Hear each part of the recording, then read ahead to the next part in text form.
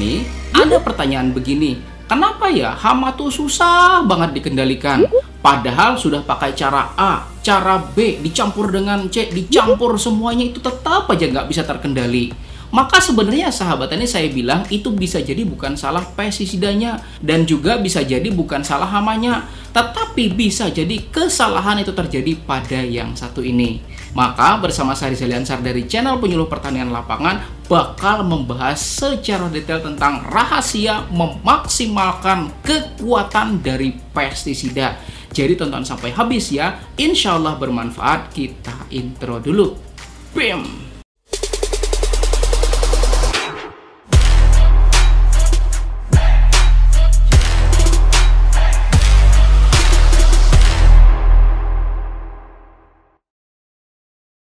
Dan buat Anda yang sudah subscribe channel ini dan klik tombol loncengnya, saya doakan mudah-mudahan rezekinya tambah banyak dan ilmunya makin berkah luar biasa, oke? Sahabat tani, secara definisinya, pestisida adalah suatu zat yang kita gunakan untuk mengendalikan bahkan membunuh organisme pengganggu tanaman kita, baik berupa hama maupun penyakit. Tetapi apa jadinya ya sahabat tani jika yang seharusnya digunakan untuk mengendalikan ternyata nggak bisa mengendalikan? Pernah nggak ada dengar orang bilang kayak gini, kalau misalnya mau nyemprot itu jangan dicampur sama kalsium. Pernah nggak dengar yang begitu? Pertanyaannya adalah, kenapa sih kok bisa jangan dicampur sama kalsium? Jawabannya ya sahabat tani, karena kalsium itu merupakan salah satu unsur yang masuk golongan alkali ya, di mana golongan alkali sendiri itu dapat meningkatkan pH, terutama pada suatu larutan itu sehingga berpengaruh juga pada kekuatan dari bahan aktif ya sahabat tani, karena mengalami yang namanya proses hidrolisis. Nah, saya mengulang kembali ya sahabat tani, pembahasan tentang hidrolisis. Dan sebenarnya itu tuh sudah sedikit banyak itu udah dibahas ya sahabat tani pada video yang ini dan juga pada video yang ini ya sahabat tani.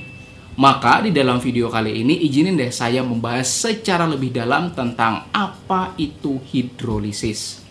Definisi ini saya ambil ya sahabat tani dari belajartani.com, bahwa hidrolisis adalah proses kimia yang dapat memecah atau membelah suatu senyawa menjadi lebih kecil lagi, dan ketika suatu bahan aktif itu mengalami yang namanya hidrolisis, maka bahan aktif tersebut terurai menjadi bahan yang tidak lagi aktif gitu ya sahabat tani. Artinya terjadi pengurangan kekuatan bahkan sampai menjadi habis loh kekuatannya.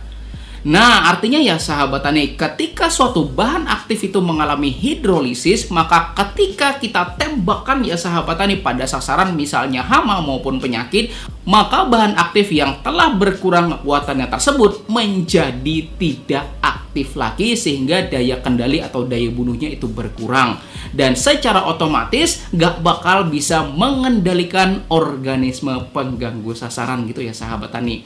Dan faktor yang menyebabkan terjadi yang namanya hidrolisis ini itu kebanyakannya disebabkan karena campur-mencampur pestisida tanpa takaran atau nilai yang terukur gitu ya sahabat tani. Menurut Mukasan dalam bukunya berjudul Penggunaan Pestisida Berdasarkan Konsep PHT itu disebutin ya sahabat tani bahwa pada umumnya pestisida itu bersifat asam. Dan untuk itulah diperlukan air dengan pH yang asam hingga netral ya sahabat tani, yaitu kira-kira kisaran 4-7 dan optimalnya itu pada kisaran pH 5 ya sahabat tani. Dan jika air itu bersifat basah, maka efikasi atau kekuatan atau daya kendali ya sahabat tani pada pestisida tersebut bakalan terjadi hidrolisis atau penurunan daya kendali ya sahabat tani. Maka mari kita evaluasi lagi deh ya sahabat tani, selama ini itu jangan-jangan ketidakefektifan dari penyemprotan pestisida itu terjadi karena pH larutan tersebut ternyata tidak sesuai dengan pH yang semestinya. Dan kenapa selama ini bahan alkali sebaiknya itu dihindari pencampuran dengan pestisida, karena bahan alkali itu berpotensi membuat pH larutannya itu menjadi naik ya sahabat tani, sehingga terjadilah yang namanya hidrolisis hingga berujung pada berkurangnya kekuatan dari pestisida tersebut gitu ya sahabat tani. Dan banyak memang ya sahabat tani yang tanya ke kita, itu bisa nggak katanya insektisida dicampur dengan fungisida, dicampur dengan pupuk daun, dicampur dengan perekat. maka bisa enggaknya ya sahabat tani dicampur itu harus sesuai dengan syarat dari formulasinya, di mana menurut referensinya SC dengan SC itu jangan dicampur. Kemudian EC dengan EC juga sebaiknya dihindari pencampurannya ya sahabat tani. Namun misal SC dengan WP, kemudian SC dengan EC atau WP dengan EC itu boleh untuk dicampur. Dan lagi ya sahabat tani juga harus sesuai dengan faktor kompatibilitas, dimana ketika terjadi yang namanya gumpalan atau ada yang mengapung atau ada juga yang mengendap atau terjadi juga perubahan warna yang mencolok ya sahabat tani, dan juga ada perubahan suhu larutan, dan apalagi ada yang menyengat aromanya ya sahabat tani, maka sebaiknya campuran tersebut jangan diaplikasikan karena itu berbahaya ya sahabat tani, dan pastinya dampak negatifnya itu besar loh sahabat tani, baik pada tanaman kita, kemudian pada kita sendiri juga pada lingkungan gitu ya sahabat tani, makanya Anda harus bijak. Dan pada video ini saya mau nambahin ya sahabat tani satu faktor kompatibilitas lagi, yaitu terjadi perubahan tingkat keasaman atau pH larutan ya sahabat tani, yaitu ketika dilakukan pencampuran maka terjadi perubahan pH larutan yang tidak semestinya, maka campuran tersebut ya sahabat tani tidak kompatibel karena bakalan menghidrolisis atau mengurangi daya kendali dari pestisida, sehingga jadi bakal sia-sia gitu ya sahabat tani. Dan itu sebabnya sahabat tani, untuk lebih yakin lagi akan pH larutan ini, maka Anda tuh harus punya alat tuh namanya pH meter air ya sahabat tani, biar bisa ngecek berapa sih kira-kira pH larutan Anda itu ya sahabat tani setelah melakukan pencampuran. Jadi ya sahabat tani, setelah nyampur baik insektisida, fungisida, itu cek dulu ya sahabat tani berapa sih kira-kira pH-nya. Dan jika pH-nya itu ternyata di atas 6 ya sahabat tani, maka itu kan nggak bagus ya sahabat tani, maka Anda tuh bisa turunin loh dengan larutan itu namanya pH down. Dan jika ternyata pH-nya di bawah 5, misal pH-nya 4 ya sahabat tani, maka Anda tuh bisa naikkan dengan sebuah larutan itu namanya pH up gitu ya sahabat tani. Dan untuk pH down sendiri ya sahabat tani, itu bisa dibuat dengan larutan asam fosfat 85%, misal itu sebanyak 500 ml yang diencerkan dengan penambahan 3,5 liter air, sehingga nantinya didapatkan 4 liter larutan asam fosfat 10% yang bisa digunakan sebagai cairan penurun pH supaya sesuai dengan angka optimum pH pestisida, yaitu berapa? 5 ya sahabat tani. Dan juga ya sahabat tani, untuk pH up itu sebenarnya Anda bisa bikin loh dengan melarutkan kalium hidroksida sebanyak 100 gram yang kita tambahin air sebanyak 900 ml. Dan jika larutan kalium hidroksida 10% itu udah jadi ya sahabat tani, maka bisa kita gunain buat menaikkan pH air atau pH larutan ya sahabat tani. Tetapi jika memang Anda ngerasa itu ribet ya sahabat tani, mesti bikin lah, mesti belilah, mesti nyampur lah sahabat tani, maka Anda tuh bisa beli larutan pH up dan pH down ya sahabat tani. Itu biasanya dijual di toko hidroponik dalam kemasan botol ya sahabat tani, maka silahkan. Dan ada lagi nih sahabat tani yang lebih mencengangkan, apa coba? Yaitu menurut Balitsa atau Balai Penelitian Tanaman Sayur, bahwa ternyata larutan pestisida pun itu memiliki usia loh sahabat tani sebelum terjadi yang namanya hidrolisis. Jadi usia larutan di sini ya sahabat tani adalah periode sejak pembuatan larutan semprot sampai larutan semprot tersebut itu diaplikasikan, bahkan pasca aplikasi gitu ya sahabat tani. Nah, misal kita tuh lagi nyemprot pestisida ya sahabat tani. Nah, ternyata ada usianya loh, dimana ketika pH air larutan tersebut berkisar antara pH 3,5 sampai 6, maka umur larutan tersebut bisa bertahan 12 jam atau lebih ya sahabat tani. Tetapi jika pH air atau larutan tersebut berkisar antara 6,1 sampai 7 ya sahabat tani, maka umur larutan itu hanya berkisar cuman 2 jam aja loh sahabat tani. Nah, itu dia ya sahabat tani yang bikin pengendalian hama maupun penyakit itu jadi nggak maksimal ya sahabat tani, karena ketika pH larutan kita itu naik jadi 6,1 sampai 7 ya sahabat tani, maka usia pengendaliannya itu cuman 2 jam aja. Misal Anda bikin larutannya tuh misal ya sahabat tani sekitar jam 7, kemudian nyemprotnya jam 7.30. Artinya ketika pH larutannya itu 6,1 sampai 7, maka pengendaliannya itu cuman 2 jam aja loh sahabat tani. Dan itu artinya sampai jam berapa coba? Cuma sampai jam 9 loh sahabat tani. Dan selebihnya gimana coba? Terjadilah namanya hidrolisis atau berkurangnya kekuatan dari bahan aktif.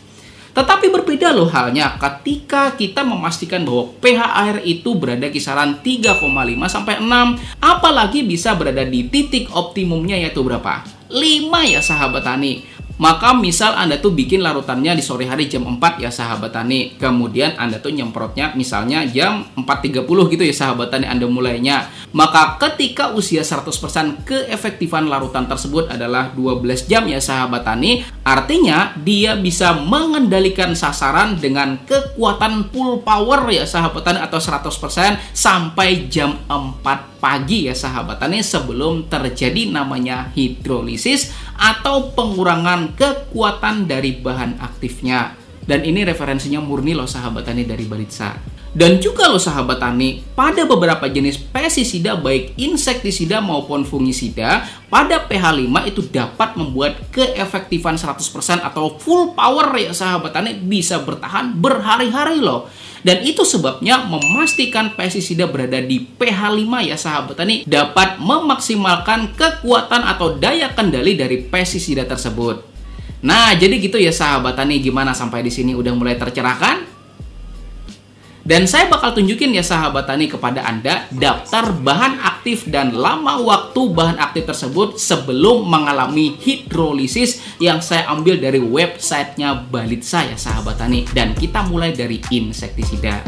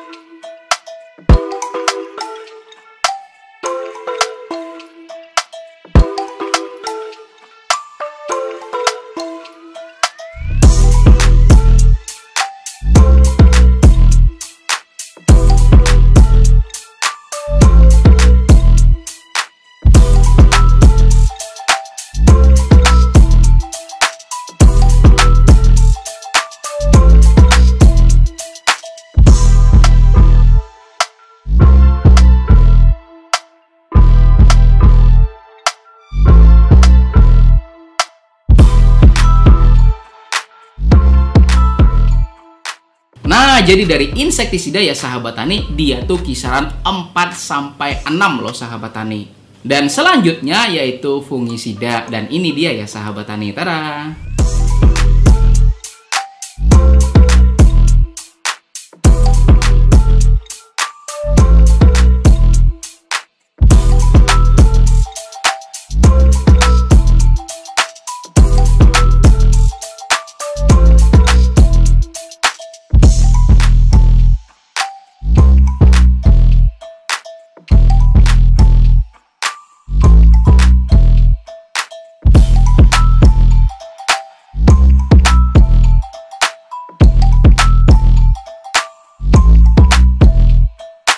Nah, pada fungisida itu paling optimal larutannya berada di kisaran pH 5.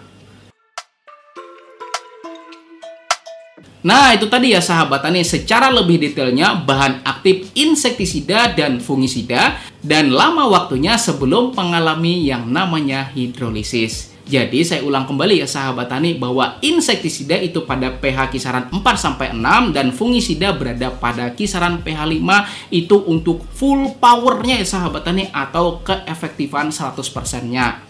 Artinya bisa dibilang ya sahabat tani, untuk aplikasi fungisida itu jangan dicampur apapun ya sahabat tani, apalagi yang berbahan alkali misalnya kalsium, kemudian magnesium, kemudian soda kue dan lain sebagainya lagi ya sahabat tani. Nah, itu tadi ya sahabat tani pembahasan kita tentang rahasia memaksimalkan kekuatan dari pestisida, yaitu pastikan dalam pengaplikasian pestisida itu pH-nya sudah sesuai biar jadi lebih maksimal lagi dan kerjanya jadi full power dalam mengendalikan organisme pengganggu tanaman baik hama maupun penyakit gitu ya sahabat tani. Dan bagi Anda yang belum klik tombol jempolnya, maka klik dulu ya sahabat tani biar saya tahu seberapa banyak sih orang yang menyukai video ini. Dan terima kasih udah nonton sampai habis ya sahabat tani. Dan di samping sini itu ada 2 video yang saya rekomendasikan untuk Anda pelajari. Insya Allah akan semakin membuat keilmuan Anda itu tambah banyak lagi gitu ya sahabat tani. Saya Rizal Ansar undur diri dulu ya. Terima kasih udah nonton sampai habis. Petani cerdas, pertanian maju jaya luar biasa. Wassalamualaikum warahmatullahi wabarakatuh.